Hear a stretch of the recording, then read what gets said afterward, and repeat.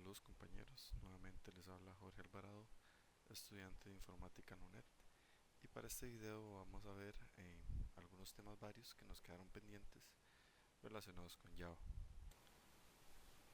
Para este video vamos a abarcar lo que es instrucciones de control, que abarca if, while, for es anidado, ¿verdad? Instrucciones while anidadas. También vamos a hablar de lo que es break y continue para for y while. Vamos a hablar del manejo de excepciones y errores y vamos a hablar de arreglos, ¿verdad? Vamos a hablar de arreglos simples y de arreglos. En este caso sería eh, lo que es las matrices y lo que es arreglos de objetos. Iniciamos con el tema de instrucciones de control, las cuales se llaman así porque son aquellas instrucciones que determinan el, el flujo del programa, digamos, nos dicen cómo se va a llevar a cabo la toma de decisiones en el código que nosotros escribamos. Dentro de esas instrucciones se encuentra lo que es if, switch, for, while, break, continue, que están relacionados, y también aparte de instrucciones anidadas que involucran varias de estas funciones que mencioné anteriormente. Entonces vamos a iniciar con eh, un poco de código relacionado con estas funciones. Vamos ahora a ver un código en el que podemos ejemplificar eh, estos temas de los que les acabo de hablar. Primero decirles que para crear un proyecto a partir de código ya existente en NetBeans, podemos venir aquí, le damos nuevo proyecto, seleccionamos un proyecto Java con archivos ya existentes, presionamos siguiente, le damos nombre al proyecto aquí, seleccionamos aquí el path, si quisiéramos cambiarlo, le damos next. Una vez que estamos en esta parte, ¿verdad? Le damos a agregar folder. En este caso seleccionamos el folder donde tenemos el archivo que queremos. Por ejemplo, yo tengo aquí esta carpeta en mi escritorio que se llama video 5 y a mí me está dando este error porque me dice que ya lo estoy usando en el proyecto. Ustedes simplemente presionan siguiente y él ya les va a mostrar los archivos que contiene la carpeta y presionan en finalizar. Y ya, una vez que tienen el archivo cargado, pueden verlo aquí en esta jerarquía, ¿verdad? Video, source package, luego default package y en este caso está el archivo .java. Para hablarles un poco de este archivo eh, básicamente lo que hace es jugar al juego conocido como gato, ¿verdad? Que es una cuadrícula de 3x3 o de 5x5 donde dos jugadores eh, ubican dos símbolos, normalmente una X y un círculo, y el que logra completar eh, tres símbolos en línea, ya sea horizontal, vertical o en diagonal, gana el juego, ¿verdad? Este juego, como está programado para que el segundo jugador sea la computadora, pero utilizando una ubicación en la cuadrícula de manera aleatoria. O sea, el juego no tiene, o más bien el código no tiene ningún tipo de inteligencia a la hora de seleccionar la posición de su símbolo. Esto porque lo hace generando un número random, ¿verdad? Aleatorio, y en base a este número, él procede a ubicar el símbolo en la cuadrícula que genera. Lo que hace que si la computadora gane sea de una forma totalmente aleatoria, ¿verdad? Ok, vamos a hacer una pequeña revisión del código, ¿verdad? Aquí vemos las clases que ya vimos en un video anterior, ¿verdad? Hablamos de lo que son clases públicas, todo eso, los, los diferentes tipos de variables, así como los diferentes tipos de tags que se le pueden dar, por ejemplo, privados o públicos, statics, etcétera. Ok, em, vamos a iniciar por la función if, ¿verdad? La función if es una de las más importantes en cualquier lenguaje de programación y lo que nos hace es poder seleccionar entre dos opciones, ¿verdad? Una función if acepta un término booleano, ¿verdad? Booleano es un término que solo puede tener dos opciones, que es 1 y 0, o en este caso, verdadero o falso, ¿verdad? Entonces, vamos a revisar el código de una función if y ejemplificamos em, a qué me refiero con esta función booleana, ¿verdad?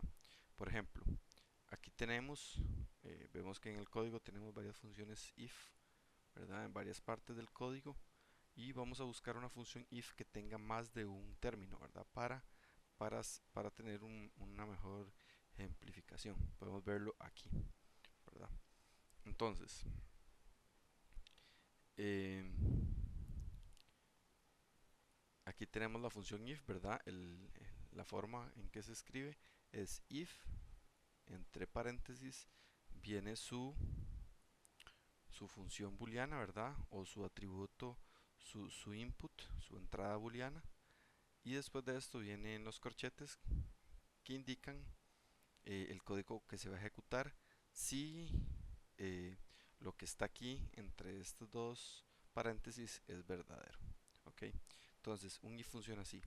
Si lo que está aquí en verdadero, si lo que está aquí adentro es verdadero, entonces ejecuta el código que se encuentra dispuesto para la función, ¿verdad?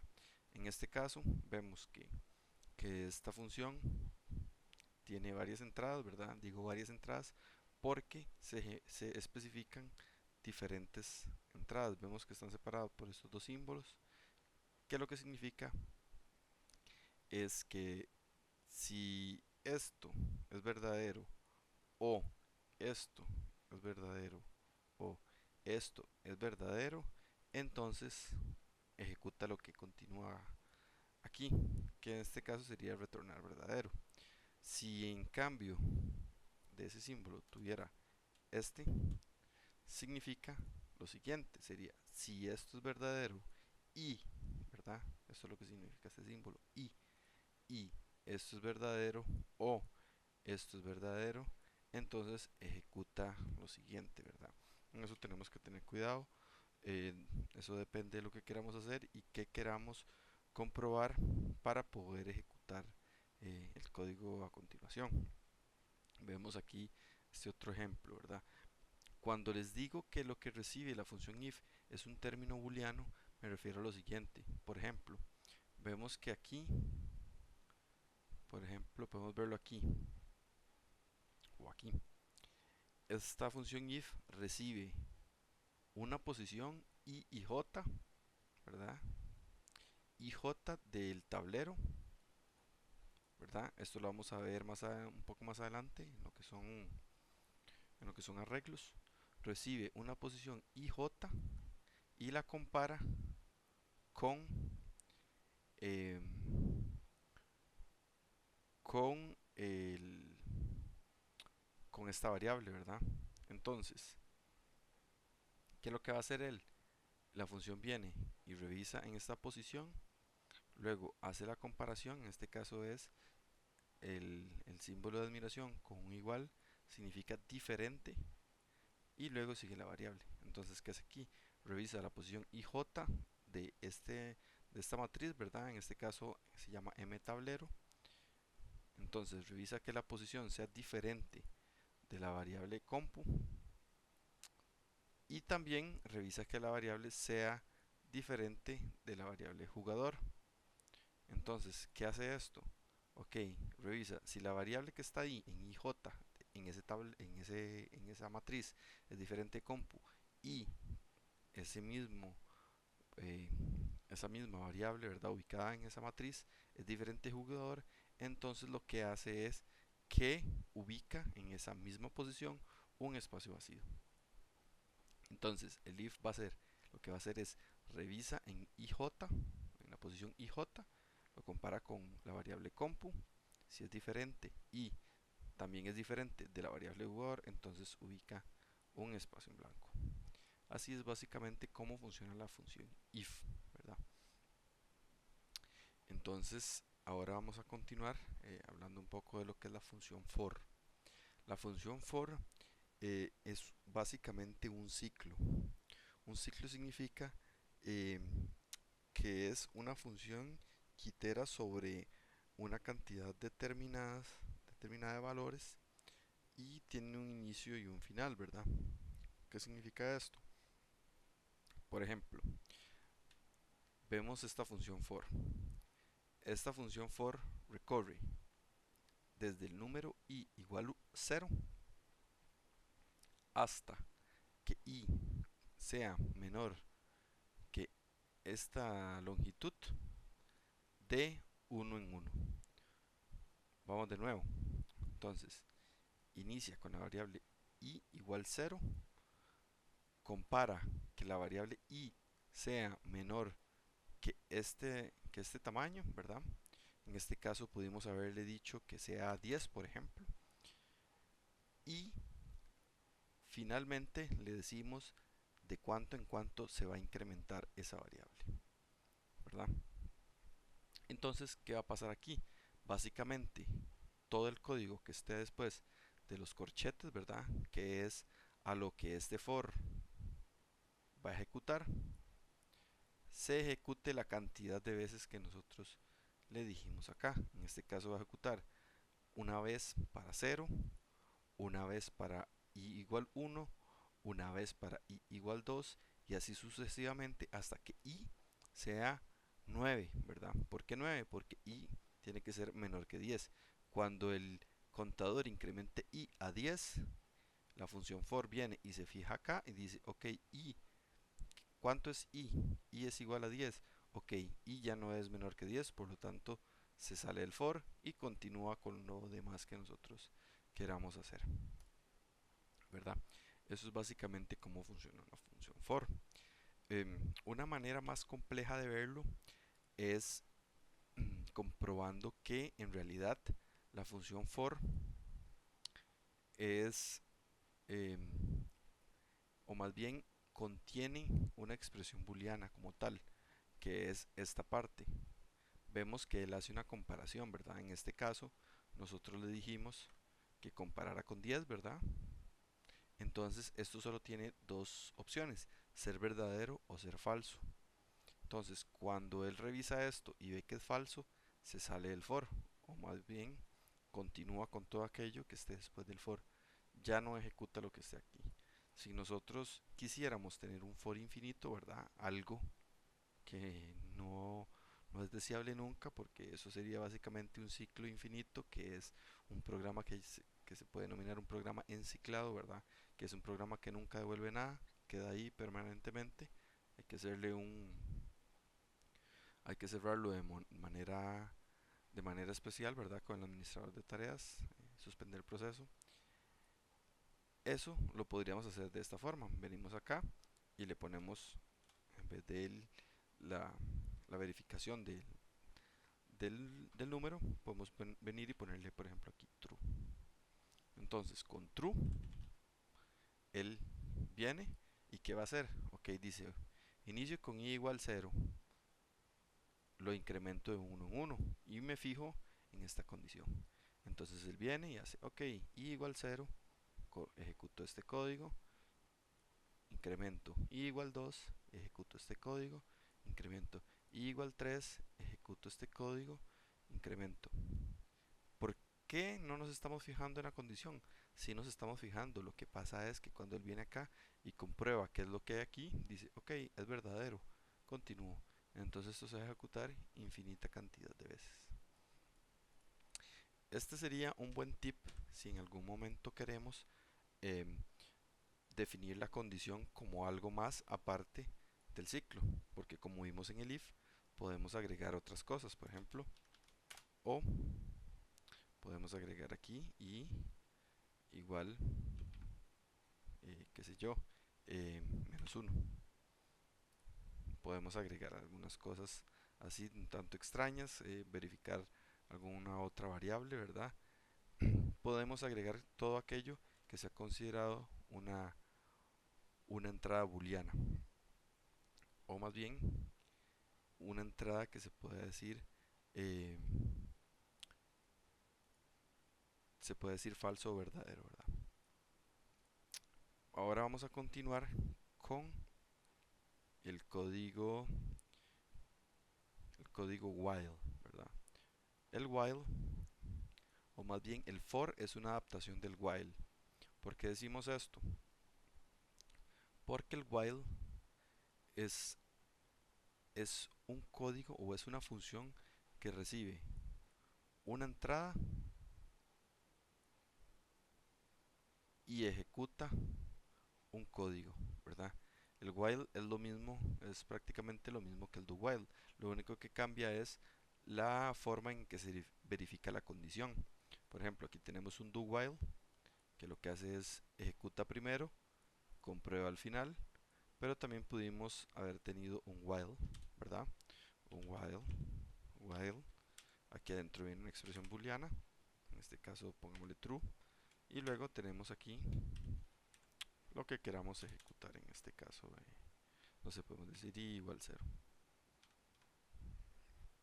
Ok, punto y coma, ¿verdad? Para asegurarnos de que todo esté en orden. Y también, ok, vamos a correr aquí. Dice que tenemos un error. Reachable statement, por supuesto, porque este es true.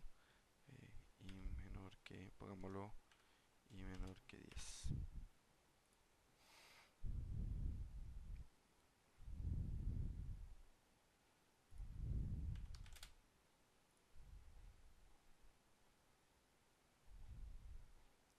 Está dando un error, entonces. Ok,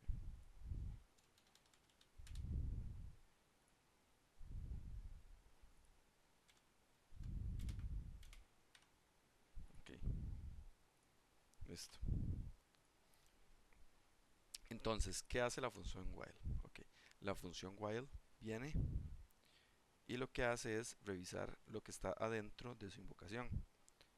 Igual de una forma booleana, él revisa aquí y ve si esto es verdadero o falso. Si esto es verdadero, si esto se cumple, quiere decir mientras, while significa mientras esto que esté aquí es verdadero, se va a ejecutar el código que esté acá. Entonces, este while, por ejemplo, se va a ejecutar mientras i sea menor que 10. Aquí vemos un claro error. ¿Quién es i? I es 0.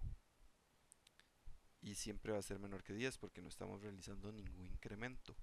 Entonces lo que esté aquí se va a ejecutar infinitamente. Vamos a tener un programa que está pegado. Si por ejemplo nosotros acá tuviéramos un i más, este while sale cuando el ciclo se ejecute 9 veces. Empieza en i igual 0, igual 1, igual 2, igual 3 y sucesivamente hasta que sea 9. Comprueba esto, ve que i todavía es menor que 10, ejecuta una última vez, incrementa para comprobar que i vale 10 y 10 no es menor que 10, ¿verdad? Entonces se sale del ciclo while. ¿Por qué decimos que el for es una adaptación del while? Porque si ustedes ven aquí, esto es exactamente lo que hicimos acá. Lo que hicimos acá fue decirle que ejecutara 10 veces el código acá. Si por ejemplo yo le pongo aquí un 10, esto se va a ejecutar 10 veces y va a salir de la misma manera en la que salió el while de más abajo. ¿Esto por qué? Porque el for es una implementación del while en Java, por ejemplo. Ahora podemos ver aquí también el do while, pero el do while es diferente. En el while, la comprobación se hace cuando va a iniciar el código, o más bien cuando el ciclo termina y vuelve a iniciar. Comprueba al iniciar y si se incumple esto, se sale. En cambio, el do while comprueba al final. Esto es diferente porque el do while eh, la primera vez ejecuta el código y comprueba hasta el final. En cambio, el while comprueba inicialmente. Comprueba al inicio inclusive sin ejecutar el código. Entonces, ¿qué puede pasar aquí? O más bien, ¿cuándo es deseable esto? El do while es deseable cuando a veces necesitamos que el código que esté en expresión del while se ejecute al menos una vez antes de hacer la comprobación, ¿verdad? Por ejemplo, podemos ejecutar otra función y de ahí en adelante podemos pedirle al while que verifique esa función. En cambio, el while en su primera corrida, ¿verdad? Va a hacer la comprobación y si no se cumple, no se va a ejecutar, ¿verdad? Vamos a borrar eh, todo lo que pusimos antes para que el código eh, no se, no se dañe y se pueda ejecutar y lo puedan ver funcionando. Continuamos ahora con el statement de break. Vamos a ver si en esta función hay un break. Aquí hay un break, ¿verdad? Ok, ¿cómo funciona un break? ¿Cómo funciona un break y un continue? Que son relativamente similares. Ok, un break funciona así. Una vez que vimos los ciclos, vemos que los ciclos se ejecutan n veces hasta que se cumple la condición, ¿verdad? O se ejecutan una cantidad de veces mientras se cumpla una condición, pero a veces, inclusive cuando estamos comprobando esa condición, queremos que si hay un caso específico que se cumple en ejecución del código, se pare ese ciclo, ¿verdad? Entonces, ¿cómo va a funcionar acá? Esto va a funcionar aquí, así. Vemos este do while acá, ¿verdad? Este do while va a ejecutar todo este código que vemos acá, ¿verdad? Vemos que por aquí hay varios breaks, ¿ok? Esto funciona así. Como hablamos del if, ¿verdad? El if comprueba que esto se cumpla. Si esto se cumple, entonces ejecuta este código. Este código viene acá, corre esa función, corre esta otra función, imprime esto, luego cambia esta variable y finalmente hace un break, ¿verdad?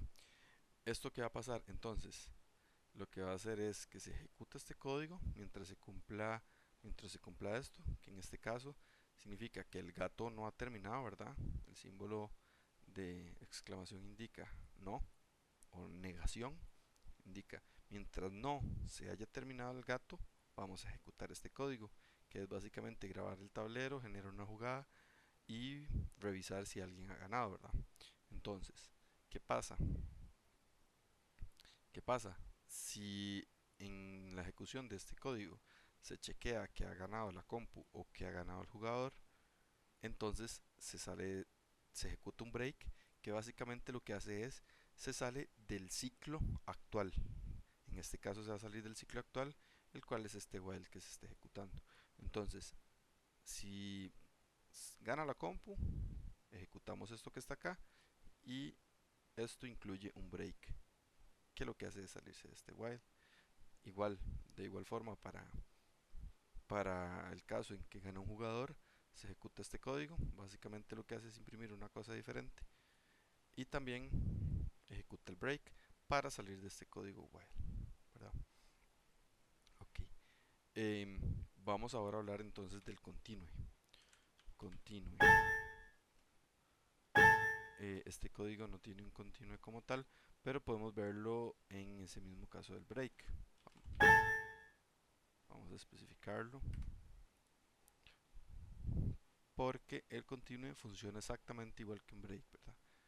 Pero el continue funciona de la misma forma sobre el mismo ciclo actual, pero lo que hace es continuar al siguiente.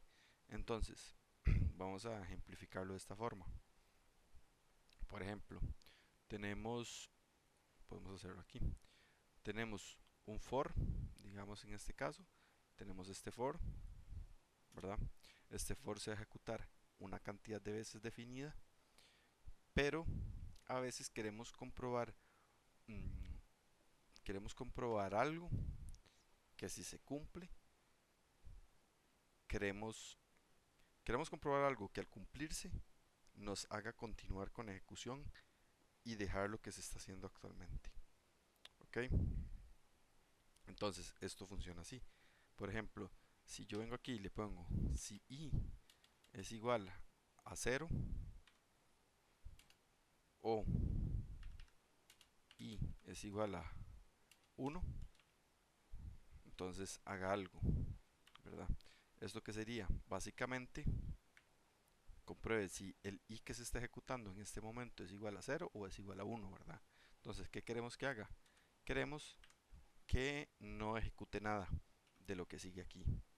¿Ok? Queremos que para i igual 1, para i igual 1 e i igual 0, el proceso continúe y sume, ¿verdad? Sume i, se sigue incrementando i, pero no se ejecute todo lo que está acá, todo lo que continúa.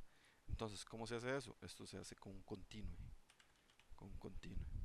¿verdad? Entonces, básicamente, ¿qué es un continue?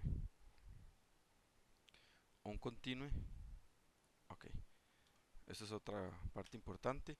Las comprobaciones booleanas se hacen con doble igual, ¿verdad? Si queremos ver si, porque aquí lo que queremos hacer no es una asignación, sino es una comprobación. Queremos comprobar que este i es igual a 0 o que este i es igual a 1.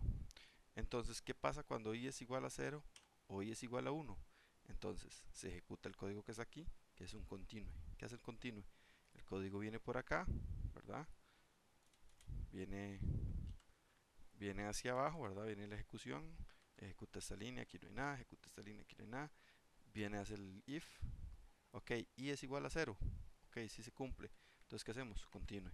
Entonces, este continue lo que hace es que a partir de acá ya no sigue la ejecución, sino que continúa con el siguiente paso del for, o más bien continúa con el incremento, hace que i sea igual a 1 y ejecuta a partir de ahí. ¿Qué va a hacer ahora? Entonces, viene, comprueba, i es igual a 1, ah, ok, sí es igual a 1.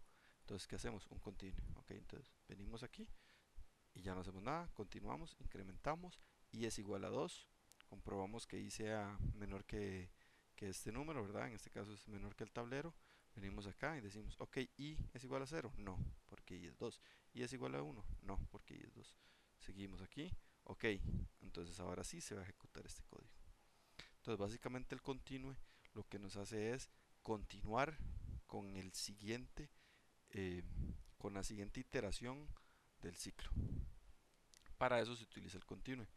En los casos en que queramos eh, abstenernos de ejecutar una iteración específica de un ciclo, ¿verdad? Y funciona de igual manera para un while, como también funciona el break para el while, ¿verdad? Eso es básicamente eh, lo que denominamos instrucciones de control, porque como vimos, controlan la ejecución del flujo de un código, de un programa, y podemos hacer toma de decisiones a partir de los inputs que nosotros ponemos para las funciones. A partir de esos pequeños términos booleanos, ¿verdad? Que son básicamente comprobaciones que hacemos y estas definen si se ejecuta o si se continúa, por ejemplo, el ciclo, o si se ejecuta lo que hay en un if o eh, se sigue con el ciclo que estamos ejecutando. También cabe recalcar que el if tiene una forma también extendida que es el else, ¿verdad? El else funciona así. Ok, el else funciona así. Ok, cuando tenemos un if, hacemos una comprobación booleana, ¿verdad? Comprobamos lo que está aquí adentro. Si lo que está aquí adentro es verdad, se ejecuta esto. Pero ¿qué pasa si queremos ejecutar algo cuando no se cumpla lo que está aquí adentro? Podríamos poner otro if con esto mismo negado, que significaría, ok, primero comprobamos esto. Si esto se cumple, entonces hace esto. Seguiría el siguiente if, ¿verdad? Y haría esto mismo, pero como antes se cumplió, ahora ya no se cumple, entonces no se ejecutaría aquí. Igual de la forma inversa, si aquí no se ejecutó, en la siguiente forma, en la siguiente vez sí se ejecutaría porque es el negado y ejecutaría el código que pongamos. Esto muchas veces hace que el código sea ineficiente. ¿Por qué? Porque se van a hacer las dos comprobaciones, se van a hacer los dos if, primero vamos a comprobar el if de arriba para después comprobar el if de abajo. Esto no lo vamos a notar porque se ejecuta muy rápido, pero si hacemos esto repetidamente en un código extremadamente grande, puede generar tiempos de ejecución, eh, puede incrementar innecesariamente ciclos de ejecución del CPU analizando estos ifs cuando no es necesario, si el código no lo permite. Por ejemplo, con el else lo que se va a hacer es, si se comprueba que esto es mentira, o si se comprueba que esto es falso, inmediatamente se va a ejecutar el código que sigue en el else. Por ejemplo, aquí yo puedo hacer una asignación, podemos hacer i menos menos, por ejemplo. Podemos decrementar el i. Entonces, la ejecución sería, venimos aquí, comprobamos, si se cumple, ejecutamos este código. El else ni se vuelve a ver. Se continúa como viene el código, ¿verdad? Salta del if aquí y se continúa de aquí en adelante. Si venimos aquí y comprobamos que esto es falso, entonces de una vez el código salta al else y ejecuta lo que hay en el else. Entonces así funciona. Además de que nos estamos ahorrando poner una comprobación negada de todo esto, nos ahorramos también un poco de tiempo de ejecución porque ni siquiera hay que hacer la comprobación de una condición específica. Esto cuando el código no lo permita. Como les dije, las estructuras de control sirven para realizar decisiones a lo largo de un código. También dentro de los temas vimos que están lo que es anidamiento de funciones de control. ¿Qué significa esto? El anidamiento de funciones de control es esto que vemos aquí. Anidamiento se le llama a poner funciones de control dentro de otras funciones de control. En este caso, vemos que en este nivel NetBeans nos indica que hay dos for anidados. O sea, ¿esto cómo funciona? Funciona de la siguiente forma. Este for se ejecuta normalmente, ¿verdad? Una cantidad definida de veces, en este caso 10 veces. El siguiente for se va a ejecutar también una cantidad definida de veces, ¿verdad? En este caso, este número de veces. Pero hay que tomar en cuenta algo. Si este for se ejecuta 10 veces, ¿verdad?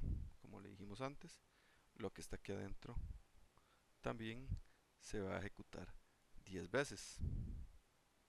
Por lo tanto, el código que esté dentro del segundo for se va a ejecutar esta cantidad de veces por esta cantidad de veces. Entonces va a ser una multiplicación. Si por ejemplo aquí fueran 10 veces, entonces el código que está aquí se va a ejecutar 10 veces por 10 veces, se ejecutaría 100 veces. Entonces eso es una forma de verlo. Cuando es de especial importancia utilizar en este caso ciclos anidados o más específicamente un for anidado. Un for anidado se utiliza casi siempre, de hecho es la forma más conocida para llenar una matriz. Una matriz, ¿verdad? Ya sea cuadrada o de una dimensión n por n, contiene dos índices, ¿verdad? Sería los índices i, j, que hacen referencia a las filas, ¿verdad? Y columnas. En este caso sería la fila i, columna j.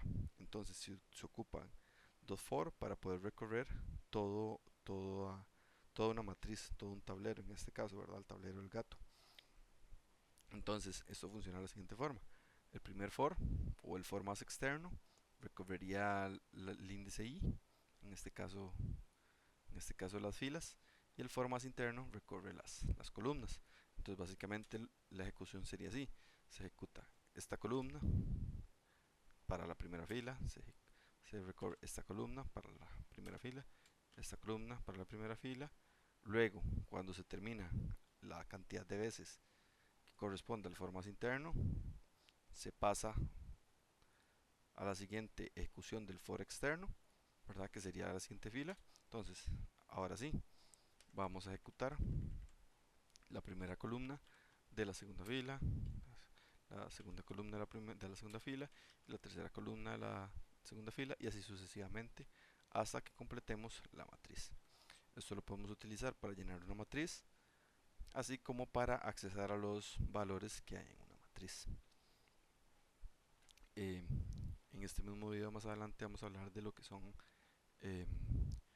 lo que son arreglos, vectores, ¿verdad? Que es básicamente lo mismo.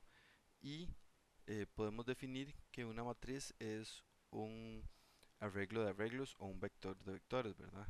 Esto lo vamos a ver. Y entonces ahí también vamos a ver eh, que los foranidados son de gran importancia para poder recorrer este tipo de variables, de objetos, ¿verdad? Entonces, esto sería básicamente lo que corresponde a funciones de control. em, que una vez más, ¿verdad? Les recargo que son funciones para determinar decisiones a lo largo del código. Son para controlar diferentes variables, si son para determinar si se ejecuta una u otra, u otra decisión en el código, ¿verdad? Entonces, vamos a continuar con el siguiente tema. Como les dije anteriormente, vamos a continuar con el tema de arreglos, el cual lo vamos a ver basado en el mismo código de los ejemplos anteriores. Básicamente un arreglo es una variable que contiene más de una posición, ¿verdad? Se puede ejemplificar como un vector que contiene n posiciones que definimos, ¿verdad? A la hora de inicializarlo y que después podemos ir llenando de forma en la forma que queramos. Como les dije anteriormente, un arreglo es un objeto, ¿verdad? Es una variable, eh, es un objeto que puede contener otros objetos. Por lo tanto, un arreglo puede tener n cantidad de arreglos dentro de sí mismo. Puede contener arreglos de diferentes tamaños, puede tener una mezcla de diferentes cosas, puede, puede tener la forma que nosotros queramos, ¿verdad? Básicamente podemos tener un arreglo que contiene otros arreglos y esto va a ser en sí una matriz. Podemos inclusive tener un arreglo de arreglos que para nosotros en nuestra concepción puede ser una matriz cúbica, ¿verdad? Una matriz que tiene índices I, J, K, en la que nos podemos mover en tres ejes distintos y podemos rellenar en la forma que nosotros queramos. Esto es básicamente lo que conocemos como arreglos, ¿verdad? Son eh, una disposición de celdas, de vectores, ¿verdad? Que podemos recorrer y podemos utilizar información, así como podemos rellenar información en estos. Entonces vamos a ejemplificar algunas de estas variables. Vamos a continuar con el mismo código que vimos anteriormente. En este caso nos vamos a referir a los vectores, a los arreglos, ¿verdad? Que vimos anteriormente. Vamos a ver en este caso que esta variable mTablero es un arreglo, lo cual lo podemos decir basándonos en la forma en que se accesa a los datos dentro de ella. Vemos que para accesar a los datos de mTablero utilizamos la nomenclatura o la sintaxis básica de cómo se accesan los datos en un arreglo. Los datos en un arreglo se accesan de la siguiente forma. Ponemos el nombre del arreglo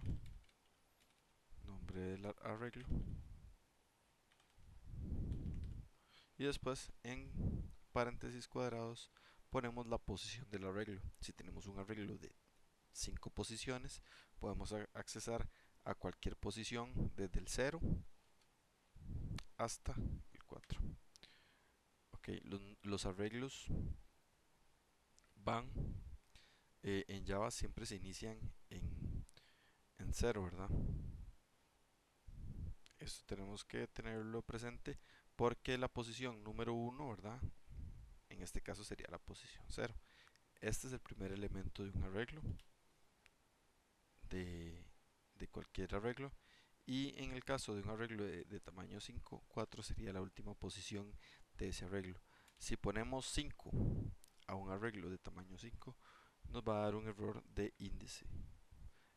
Probablemente sería el error que se llama Index Out of Bound Exception, que lo que nos dice es que el dato que queremos accesar o a la parte del arreglo que queremos accesar está fuera de los límites de ese arreglo. ¿verdad? Como les dije anteriormente, un arreglo puede contener otros arreglos. En este caso, la función mTablero contiene un segundo arreglo, el cual sería de tamaño eh, m, ¿verdad? Si el arreglo principal es tamaño n, el arreglo que está dentro de cada posición de ese arreglo de tamaño n puede tener un tamaño m, o puede tener un tamaño distinto, ¿verdad? Para ver cómo se define un arreglo, podemos buscar aquí, ¿verdad? Podemos hacer búsqueda a esta variable en el tablero y podemos ir a ver dónde se define. En este caso, vemos que la variable mTablero se definió como un arreglo de arreglos, ¿verdad? En este caso se define como una matriz de caracteres privada y se define de esta forma. A la hora de definirla, simplemente le ponemos dos paréntesis cuadrados y esto lo que nos dice es que esta variable es una matriz o un arreglo de arreglos que contiene caracteres y está en forma privada, ¿verdad? Vemos por acá que hay una función que lo que hace es borrarla, ¿verdad? La función clear, que lo que hace es insertar letras desde la A hasta la I dentro del tablero, ¿verdad? Esto se hace de la siguiente forma. eh, Se hace creando con el constructor newchar, ¿verdad? En forma matricial y le pasamos, vemos que estas son las filas separadas por coma. Esta sería la primera fila, la segunda fila y la tercera fila. Así podemos llenar una matriz de los datos que queramos. Para, para accesar los datos en una matriz, lo hacemos igual con los índices IJ que recorremos con una función for anidada, ¿verdad? En la que variamos en un for li y en el otro for variamos la j. Y así recorremos de esta forma. Sería para la primera ejecución de este for, iríamos i0, luego viene j, primer caso sería j0, luego sigue este mismo for, j igual 1, ¿verdad? El i sigue manteniéndose en 0, luego j igual 3, j igual n. Una vez se completen las n iteraciones de j, se procede a este for, ahora pasaría a valer 1 y este j igual empieza otra vez en 0, 1, 2 hasta n, luego cambiamos el i, pasaría a ser 2, luego j0, 1, 2, 3 hasta n y así sucesivamente recorremos el arreglo, ¿verdad? Arreglo de arreglos o la matriz, como queramos llamarlo. Eso es básicamente un arreglo en Java. Los arreglos normalmente se utilizan para accesar o guardar información de una manera eficiente, de una manera en la que queramos tener bien estructurada y que nosotros sepamos eh, qué significan las ubicaciones dentro de esa matriz. Por ejemplo, puedo decirles que digamos, para contar diferentes números en una lista de números, podemos crear un vector, ¿verdad? O un arreglo y luego nos desplazamos por la lista de números, ¿verdad? Si tenemos una lista de números con el número, por ejemplo, 5, 6, 5 y así sucesivamente con números repetidos, podemos utilizar el arreglo, ¿verdad? Un arreglo del tamaño n, donde n es el número máximo, ¿verdad? Para verlo ejemplificado, veámoslo aquí, más o menos, digamos, tenemos una lista de números. Igual, por ejemplo, tenemos la lista 1, 2, 2, 5, 6, 6, ¿verdad? Entonces queremos contar los números repetidos. Si la lista es pequeña, es muy fácil hacerlo. Tenemos 2, 6, 2, 2, un 5 y un 1. Pero si la lista es extremadamente grande, contar estos números se hace difícil. Entonces, para este caso podemos tener un arreglo contador, ¿verdad? que es básicamente un arreglo que tiene n cantidad de posiciones. En este caso la cantidad máxima sería 6. Entonces habría un campo 0, campo 1, campo 2, campo 3, campo 4, 4, 5, campo 6, ¿verdad?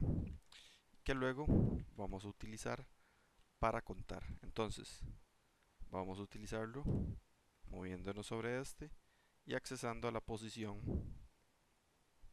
que indique el número actual, y sobre ese realizamos un incremento de una unidad. Eso es uno de los tantos de las tantas formas de utilizar los arreglos, ¿verdad? Eh, que podemos hacer con esta variable. Entonces, esto es básicamente un arreglo. Vimos para qué se utiliza y en este caso vamos a realizar la ejecución de este código. Cuando ejecutamos el proyecto por primera vez, nos pregunta cuál es la función main. Seleccionamos que este mismo archivo la contiene, presionamos OK y se ejecuta la función. Vemos que el programa nos pregunta qué tamaño queremos la matriz o el gato, presionamos 3, nos va a generar una cuadrícula de 3×3. Luego procedemos a poner nuestra respuesta. Queremos que utilice nuestro símbolo, por ejemplo, para la celda número E. Vemos que utilizó para la celda E nuestra señal de X y la computadora rellenó un 0 aleatoriamente en la celda A. Ahora procedemos a poner la celda F. Vemos que el juego rellenó la celda que estaba aquí y ahora nosotros continuamos el juego, ¿verdad? Podemos rellenar B, el juego rellenó la columna, la celda esta. Podemos hacer H para ganar y efectivamente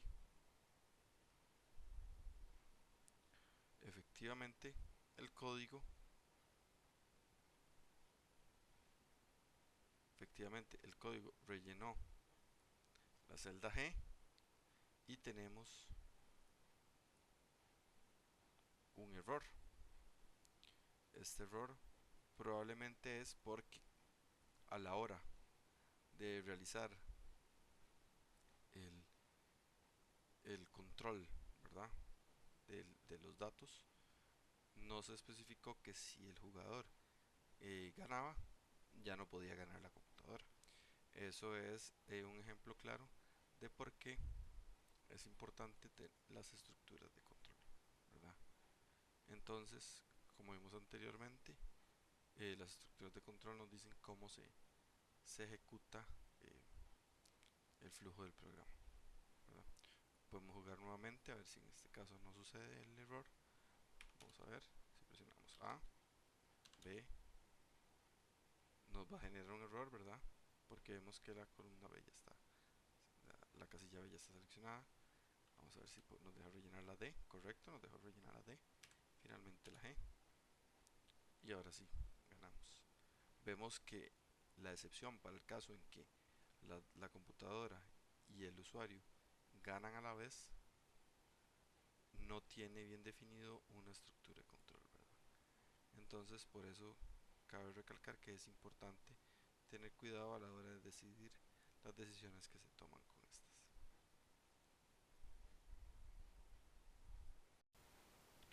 Vamos a finalizar este video con el manejo de excepciones y errores para Java. Em, las excepciones y los errores en Java se dan cuando hacemos o cuando ejecutamos partes del código que generan errores, ya sea de sistema o errores, por ejemplo, lógicos, también matemáticos, y dependiendo de qué tipo de error sea el código, la, la máquina virtual de Java nos va a mostrar una excepción o un error, ¿verdad? Con un tipo determinado o un tipo específico de texto, ¿verdad? Que nos indica de dónde proviene el error. Por ejemplo, cuando hacemos una división entre cero, nos muestra un error de división entre cero, de zero division, correspondiente a matemática, así como cuando tratamos de accesar, como les mencioné anteriormente, a una posición fuera de un arreglo, más tratamos de accesar a una posición más allá del índice final del arreglo, nos va a dar un index out of bound exception, ¿verdad? Una excepción de límites fuera del rango. Y todo este tipo de excepciones y errores las podemos manejar con algunos bloques de programación en Java para manejarlas. Por ejemplo, si tenemos un número por el cual queremos dividir, pero este número en algún momento puede valer cero, podemos realizar una excepción, podemos realizar un catch de esta excepción y podemos agarrar cuando este error se dé y ejecutar algún código específico que queramos para solucionar este error, ¿verdad? Eso es lo que vamos a ver un poco a continuación. Este tipo de tema hay que tener cuidado porque muchas veces podemos, eh, como les dije anteriormente, y se denomina enciclar el programa, ¿verdad? Realizando una ejecución a partir de una excepción o un error. Por lo tanto hay que manejarlas con cuidado. Entonces eso es lo que vamos a ver. Vamos a ver un poco aquí de lo que es el manejo de excepciones. Y como les dije anteriormente, este tema es un tanto delicado, así como que es un tema también extenso, ¿verdad? Porque la cantidad de excepciones son muchas y casi siempre se manejan las excepciones cuando em, puede haber eh, errores o faltas en el sistema que nos hagan fallar determinada parte del código. En este caso tenemos un ejemplo, ¿verdad? Que tenemos una clase programa, tiene una función main, ¿verdad? Y aquí se trata de hacer algo, ¿verdad? De eso se trata el try. El try, catch y finally son parte del manejo de excepciones en Java, que significa lo siguiente: try, intente, o sea, intente hacer lo siguiente. Ok, entonces se trata de hacer esto. Ok, entonces try, ejecutamos este bloque, entonces tratamos de imprimir, ¿verdad? Aquí tratamos de imprimir esto. Luego hacemos esta otra instrucción, ¿verdad? Como cualquier ejecución del código normal, tratamos de ejecutar esta otra instrucción y así sucesivamente, ¿verdad? ¿Por qué podría fallar esto? ¿Verdad? Muchas veces hacemos llamado a funciones que ya existen. En este caso vemos que es un simple print line, pero sabemos que print line como tal puede fallar, puede presentar una excepción. ¿Qué pasa?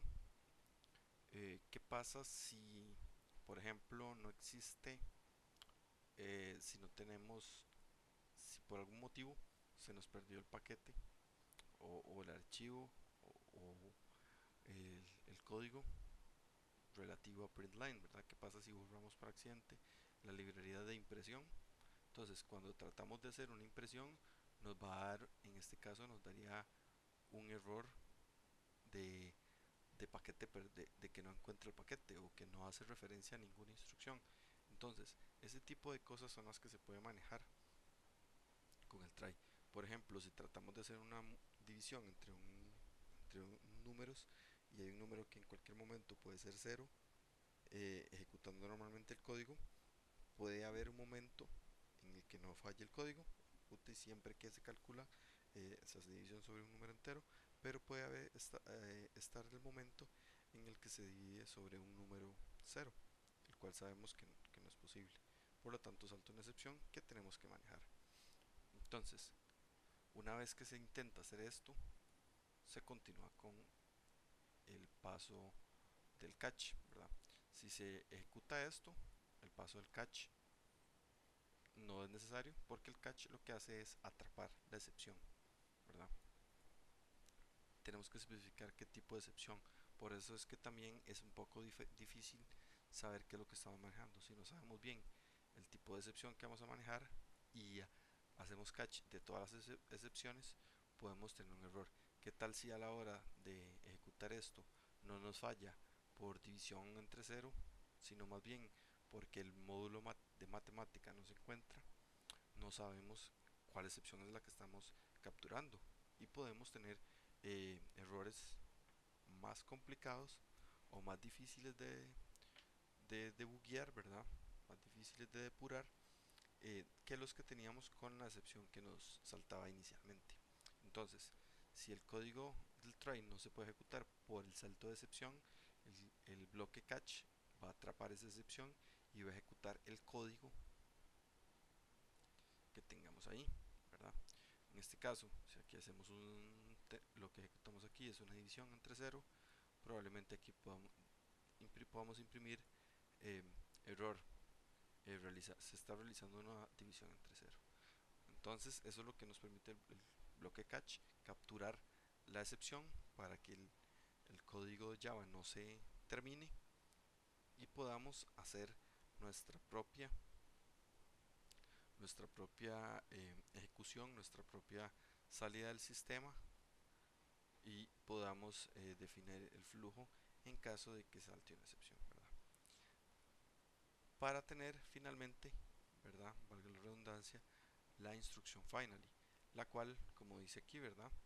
Se ejecuta siempre. Finally se ejecuta tanto si falla como si se procede a realizar el, el catch de la excepción. Entonces, finally siempre se va a ejecutar, ¿verdad?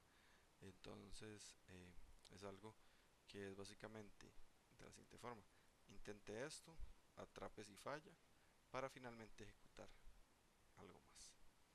Entonces, eso es básicamente el manejo de excepciones en Java, ¿verdad? Ocupamos conocer bien cuál es la excepción que queremos manejar para poder decirle al código que maneje la excepción que queremos, ¿verdad? Damos por terminado este video. Espero que les haya servido todo lo que vimos hoy y como siempre les dejo los links al código que vimos hoy. Gracias.